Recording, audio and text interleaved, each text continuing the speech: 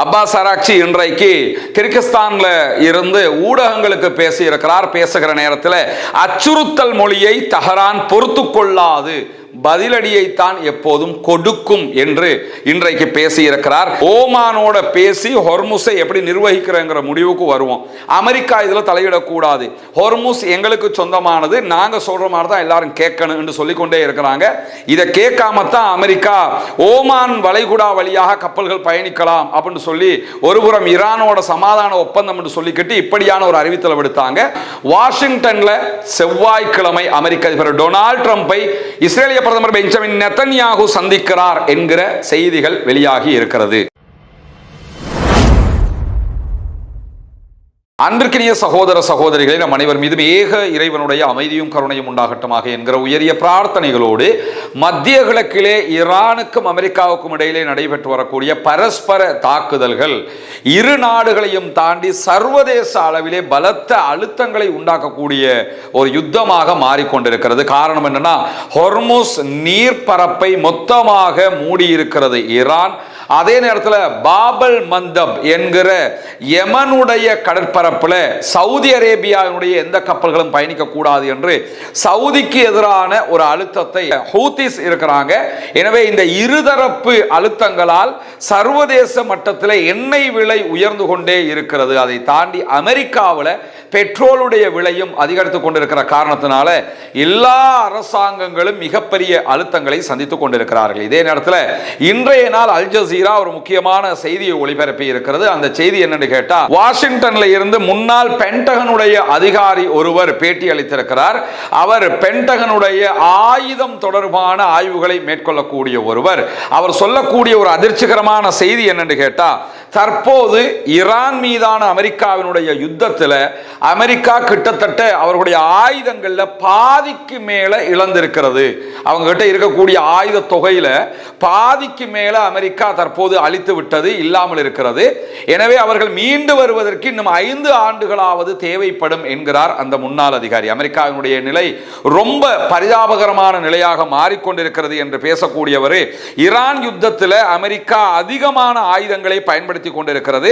ஈரானுக்கு எதிராக பயன்படுத்தப்பட்ட பெருமளவிலான ஆயுதங்களை பொறுத்தவரையில் மேற்கு பசிபிக் யுத்தத்தில் பயன்படுத்தக்கூடிய 7 வகையான ஆயுதங்கள் இதிலே பயன்படுத்தப்பட்டிருப்பதாக சொல்லக்கூடிய குறித்த அதிகாரி அவர்கள் அவற்றில் 1/3 பங்கு முதல் பாதிக்கு மேல தற்போது பயன்படுத்தப்பட்டிருக்கிறது. இது மிகப்பெரிய ஒரு ஆபத்தை அமெரிக்காவுக்கு உண்டாக்கும். காரணம் என்னன்னா, அமெரிக்காவுடைய ஆயுத கையிருப்பு குறைந்து கொண்டே வருகிறது. இன்கே சீனா தற்போது தைவான் மீது தாக்குதல்களை தொடர்ந்தால் அந்த தாக்குதல்கள் மூலமாக அமெரிக்கா தைவானுக்கு உதவ முடியாத சூழல் ஏற்பட்டுவிடும். காரணம் என்னன்னா, அவங்க கிட்ட ஆயுத பற்றாக்குறை இருக்குது. அதை தாண்டி தற்போது இந்த யுத்தத்தில் அரபு நாடுகளை பாதுகாப்பதற்காக அமெரிக்கா தங்களுடைய வெளிநாடுகளில் இருந்த ஏவுகணை தடுப்பு சிஸ்டங்களுக்கு பயன்படுத்தக்கூடிய ஏவுகணைகளை எல்லாம் கொண்டு வந்து அரபு நாடுகளில் இறக்கி இருக்கிற காரணத்தினால அவையெல்லாம் தற்போது பயன்பட்டு வரக்கூடிய காரணத்தினாலையும் எந்த நாடுகளில் இருந்து இந்த ஏவுகணைகள் அவங்க கொண்டு வந்தாங்களோ அந்த நாடுகள் தற்போது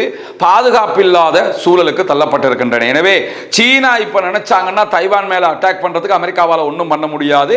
ஆல்ரெடி ரஷ்யா உக்ரைன் மேல யுத்தம் பண்ணிக்கிட்டு இருக்கிறாங்க. ரஷ்யாவுக்கு எதிராக உக்ரைனுக்கு அமெரிக்கா உதவிக்கிட்டு இருக்குது. என்ன உதவிகளை செய்தாலும் தற்போது பாதிக்கு மேல ஆயுதங்களையும் அவர்கள் இழந்திருக்கிறார்கள். இந்த ஆயுதங்களை தயாரிப்பதற்கு மீண்டும் 5 ஆண்டுகள் எடுக்கும் என்கிற காரணத்தினால் அமெரிக்காவுக்கு மிகப்பெரிய ஒரு ஆபத்தான சூழலாக இந்த சூழல் மாறி இருக்கிறது என்பதை தாண்டி பீட் ஹெக்ஸர் இவர்தான் பென்டகனுடைய பொறுப்பாளர், குறிப்பாக பாதுகாப்பு துறைக்கு பொறுப்பாக இருக்கக்கூடியவர் அமெரிக்காவில். அவர் இதுவரைக்கும் அமெரிக்கா ஈரான் வார்ல 37 பில்லியன் அமெரிக்க டாலர்களை செலவு செய்திருக்கிறது என்று சொல்லி இருக்கிறார். மேலதிகமாக 75 பில்லியன் அமெரிக்க டாலர் தேவை, அதை நீங்க தந்தா மட்டும்தான் நாங்க யுத்தம் பண்ண முடியும் என்று கேட்டுக்கிட்டு இருக்கிறாரு. அதற்கு இன்னும் அமெரிக்கா அனுமதி கொடுக்காத சூழலும் தற்போது உருவாகி இருக்கிறது. எனவே அமெரிக்காவுக்கு ஒரு பெரிய பின்னடைவாக இந்த காலகட்டம் பார்க்கக்கூடிய நேரத்தில் கிர்கிஸ்தானில் நடைபெற்ற ஷாங்காய் உச்சி மாநாட்டில் பங்கெடுத்திருக்கிறார் ஈரானுடைய foreign minister Abbas Araghchi. Abbas Araghchi இன்றைக்கு கிர்கிஸ்தான்ல இருந்து ஊடகங்களுக்கு பேசுகிற நேரத்தில் அச்சுறுத்தல் மொழியை தெஹ்ரான் பொறுத்து கொள்ளாது, பதிலடியைத்தான் எப்போதும் கொடுக்கும் என்று இன்றைக்கு பேசியிருக்கிறார். கிர்கிஸ்தானில் நடைபெறக்கூடிய ஷங்காய் உச்சி மாநாட்டில் சீனா, ரஷ்யா ஆகிய நாடுகளுடைய பல முக்கியஸ்தர்கள் பங்கெடுத்திருக்கக்கூடிய சூழல்ல அந்த கூட்டத்தில் தான் அவர் இந்த பேச்சுக்களையும் பேசியிருக்கிறார். குறிப்பாக ரஷ்யா மற்றும் சீனாவுடனான ஆலோசனைகள் தொடர்ந்து நடைபெற்று வருகிறது என்று சொல்லக்கூடிய ஈரானுடைய ஃபாரின் மினிஸ்டர் அப்பாஸ் அராக்சி, வாய்ப்பு கிடைக்கிற நேரங்களில் எல்லாம் சீனாவோடும் ரஷ்யாவோடும் அவர்கள் எங்கள் நண்பர்கள் என்கிற அடிப்படையில் நாங்கள் தவறாமல் டிஸ்கஷன் பண்ணி கொண்டுதான் இருக்கிறோம் இந்த யுத்தம் தொடர்பாக என்றும் சொல்லி இருக்கிறார். இதுல இருந்து சீனாவும் ரஷ்யாவும் எவ்வளவு முக்கியத்துவத்தை ஈரானுக்கு கொடுக்கின்றன என்றும் ஈரான் சீனா ரஷ்யாவினுடைய பேச்சை எவ்வளவு தூரம் கேட்கிறாங்கிறதை நம்ம புரிஞ்சு கொள்ள முடியும். இந்த யுத்தத்தில் அமெரிக்காவினுடைய ஏவுகணைகளை தடுப்பதற்கு ஈரான் பயன்படுத்துகிற பல ஆயுதங்கள் சீனாவினுடைய தயாரிப்பு ஆயுதங்கள். அது மட்டுமல்லாமல் அமெரிக்காவினுடைய எந்த விதமான தொழில்நுட்பங்களுக்கு உள்ளேயும் போயிடக்கூடாது. 12 நாள் வார்ல ஈரான் மேல அதிகமான அட்டாக் நடக்கிறதுக்கு காரணமாக அது அமைந்தது என்கிற காரணத்தினால் இப்பொழுது சீனாவினுடைய தொழில்நுட்பங்களை தான் முழுவதுமாக ஈரான் பயன்படுத்தி வருகிறது என்கிற செய்திகளும் வெளியாகி கொண்டிருக்கக்கூடிய சூழல்ல தான் ஹொர்முஸ் ஜலசந்தியினுடைய எதிர்கால செயல் திட்டங்கள் தொடர்பாக விவாதிப்பதற்காக இன்றைய நாள் ஒமானுடைய தூதுக்குழுவினர் நேரடியாக ஈரானில் தரையிறங்கி இருக்கிறார்கள் என்கிற செய்திகள் வெளியாகி இருக்கிறது. ஈரான் திரும்ப திரும்ப சொல்லி வந்த ஒரு செய்தி தான், ஓமானோட பேசி ஹொர்முஸை எப்படி நிர்வகிக்கிறங்கிற முடிவுக்கு வருவோம், அமெரிக்கா இதுல தலையிடக்கூடாது, ஹொர்முஸ் எங்களுக்கு சொந்தமானது, நாங்க சொல்ற மாதிரி தான் எல்லாரும் கேட்கணும் என்று சொல்லிக்கொண்டே இருக்கிறாங்க. இதை கேட்காமத்தான் அமெரிக்கா ஓமான் வளைகுடா வழியாக கப்பல்கள் பயணிக்கலாம் அப்படின்னு சொல்லி ஒருபுறம் ஈரானோட சமாதான ஒப்பந்தம் என்று சொல்லிக்கிட்டு இப்படியான ஒரு அறிவித்தலை விடுத்தாங்க. அதற்கு எதிராகத்தான் கப்பல்களை தாக்க ஆரம்பித்தது. ஈரான் இப்பொழுது முழுவதுமாக கப்பல் போக்குவரத்து ஹொர்முஸ்ல ஜீரோவாக நிற்கக்கூடிய சூழல்ல இதை அடுத்த கட்டம் கொண்டு போகணும்னா ஒரே வழிதான் இருக்குது. அது என்ன வழின்னு கேட்டா, ஓமானியர்களை வைத்து ஈரானோடு பேசுவது. எனவே அமெரிக்கா ஓமான் வழியாக தற்போது கெஞ்ச ஆரம்பித்திருக்கிறது என்றுதான் புரிந்து கொள்ள வேண்டும். ஏன்னா ஓமானுக்கும் ஈரானுக்கும் இடையில ரொம்ப நெருங்கிய தொடர்புகள் இருக்கிறது. அந்த தொடர்புகளை பயன்படுத்தி தான் தற்போது ஓமானை விட்டு பேசுவதற்கு தயாராகி இருக்கிறது அமெரிக்கா என்பதை புரிந்து கொள்ள முடியும்.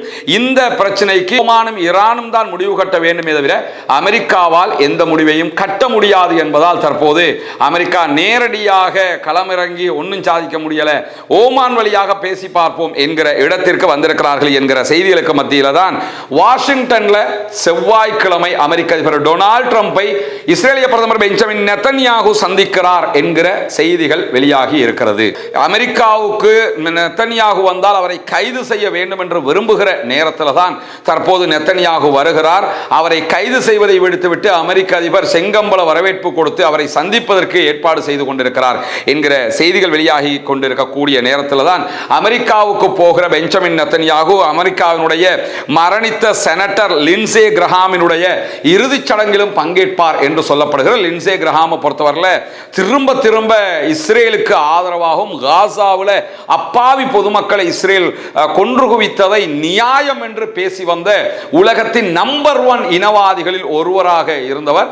அவர் செத்துப்போன காரணத்தினால் அவருடைய இறுதி நிகழ்வுகளையும் பங்கெடுப்பதற்காகத்தான் பெஞ்சமின் நெத்தன்யாகு தற்போது அமெரிக்கா செல்கிறார் என்கிற செய்திகள் வெளியாகி இருக்கக்கூடிய சூழல்ல தான் இந்த சந்திப்பு நடைபெறுகிற செய்திகளும் வெளியாகி இருக்கிறது. இந்த நிலையில ஈரான்ல இருந்து ஏவப்பட்ட 7 ஏவுகணைகளையும் 6 ஆளில்லா விமானங்களையும் நாங்கள் தடுத்திருக்கிறோம் என்று இன்றைக்கு ஜோர்டானுடைய ராயல் போர்சஸ் வெளியிட்டிருக்கக்கூடிய செய்திகள் வெளியாகி இருக்கிற அதே நேரம் இன்றைக்கு ஈரான் குவைத் மீது நடத்திய ஏவுகணை தாக்குதல்கள்ல குவைத்திலிருந்து அமெரிக்காவினுடைய ஒரு வெடிமருந்து குடோனே மொத்தமாக அளிக்கப்பட்டிருக்கிறது என்கிற செய்திகளுக்கு மத்தியில் அமெரிக்காவினுடைய படையினருக்கு மத்தியில் உயிரிழப்புகளும் ஏற்பட்டிருக்கிறது என்கிற செய்திகளும் வெளியாகிருக்கு. வெடிச்சு சிதறியது வெடிமருந்துகளை குண்டுகளை சேமித்து வைக்கக்கூடிய ஒரு குடோன், அதில் ஒர்க் பண்ணின அமெரிக்காவினுடைய போர்சஸும் கொல்லப்பட்டிருக்கிறார்கள் என்கிற செய்திகளுக்கு மத்தியில் தான் குவைத்தில் இருக்கக்கூடிய அமெரிக்காவினுடைய கேம்ப் உதைரியில் இருக்கக்கூடிய அமெரிக்காவின் உபகரண கிடங்குகள் மீது தாக்குதல்களை நடத்தி இருக்கிறது ஈரான்.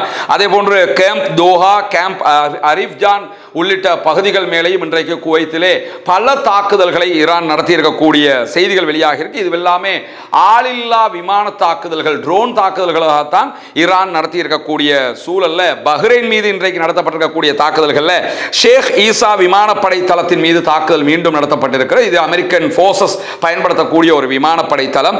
அதே போன்று ஷேக் ஈசா விமானப்படை தளத்தில் இருக்கக்கூடிய பெட்ரோல் பங்க் ஒன்று மேலையும் அட்டாக் பண்ணியிருக்கிறாங்க. பெட்ரோலியங்கள் சேமித்து வைக்கக்கூடிய கிடங்கு அதன் மீதும் தாக்குதல்கள் நடத்தப்பட்டிருக்கு. இது எல்லாமே ஆளில்லா விமான தாக்குதல்களாக நடத்தப்பட்டிருக்கிற அதே நேரத்தில் மிக முக்கியமாக பஹ்ரைனில் இருக்கக்கூடிய அமேசான் தரவு மையம் டேட்டா சென்டர் மேல ஈரானுடைய IRGC தாக்குதல்களை நடத்தி இருக்கிறது. டேட்டா சென்டருடைய ஒரு பெரும் பகுதியை நாங்கள் அளித்திருக்கிறோம் என்று சொல்லக்கூடிய IRGC அமெரிக்காவுக்கு உளவு தகவல்களை வழங்குகிறது. அமெரிக்காவினுடைய இந்த அமேசான் டேட்டா சென்டர், எனவேதான் அமேசான் டேட்டா சென்டர் மேல நாங்கள் அட்டாக் பண்ணி இருக்கிறோம் என்கிற செய்திகளை இன்றைக்கு IRGC வெளியிட்டிருப்பதை நம்ம பார்க்க முடியும். ஆனால் பஹ்ரைனோ அல்லது அமேசானோ இந்த செய்திகளை இதுவரைக்கும் உறுதிப்படுத்தவில்லை என்பதையும் நாம் புரிந்து கொள்ள வேண்டும். அதே போன்றுதான் இன்றைய நாளில் ஜோர்டான்ல இருக்கக்கூடிய மோஃபாக் சால்தி, அதாவது அல் அஷ்ராக் விமானப்படை தளத்தின் மீது தாக்குதல்களை நடத்தி இருக்கிறது ஈரானுடைய IRGC படைப்பிரிவு. இந்த தளத்தில் இருந்த அமெரிக்காவினுடைய ராணுவ தளத்தினுடைய பராமரிப்பு வசதிகள் மீது அட்டாக் பண்ணப்பட்டிருக்கிறது. அங்கு அமெரிக்கன் போர்சஸ் தங்குகிற இடங்கள் மீது தாக்குதல்கள் நடத்தப்பட்டிருக்கிறது. ஆளில்லா விமானங்களை சேமித்து வைக்கிற கிடங்குகள் மீதும் இன்றைக்கு தாக்குதல்களை நடத்தி இருக்கிறோம் என்கிற செய்திகளுக்கு மத்தியில் தான் ஈராக்ல இருக்கக்கூடிய ஈராக்கினுடைய ஏர்பில் சர்வதேச விமான நிலையத்திற்கு அருகாமையில் ஒரு ஆளில்லா விமான தாக்குதல் நடத்தப்பட்டிருக்கிறது என்கிற செய்திகள் வெளியாகி இருக்கிறது. ஒரு 3 தொடக்கம் 4 மணி நேரங்கள் விமான போக்குவரத்துகள் இடைநிறுத்தப்பட்டதையும் ஈராக் அறிவித்திருக்கிறது. இப்படியான தாக்குதல்களுக்கு மத்தியில் தான் ஈரான் மேல அமெரிக்கா 13வது நாளாகவும் தாக்குதல்களை நடத்தி இருக்கிறது. ஈரானுடைய கொர்ராமாபாத், அதே போன்று ஜாஸ்க், அஹ்வாஸ், பந்தர் அப்பாஸ் உள்ளிட்ட பல நகரங்களிலும் கஷம் தீவுலையும் தாக்குதல்களை நடத்தி இருக்கிறது அமெரிக்காவுடைய படைகள் என்கிற செய்திகளை இன்றைக்கு ஈரானுடைய உத்தியோகபூர்வ அரச தொலைக்காட்சிகள் செய்தியாக்கி கொண்டிருக்கக்கூடியதை நம்ம பார்க்க முடிகிற அதே நேரத்தில் தான் பாபல் மந்தப் என்று சொல்லுகிற யமனுடைய கடற்பகுதிகள், ரெட் சீல யமனுடைய கடற்பகுதிகளில் பாபல் மந்தபை நாங்கள் மொத்தமாக மூடல, சவுதி அரேபியாவினுடைய கப்பல்கள் பயணிப்பதற்கான முற்றுகை தான் விதிக்கப்பட்டிருக்கிறது என்று தெளிவுபடுத்தி இருக்கிறது ஹவுத்திகளுடைய படைப்பிரிவு அன்சாருல்லா தெளிவுபடுத்தி இருக்கிறாங்க.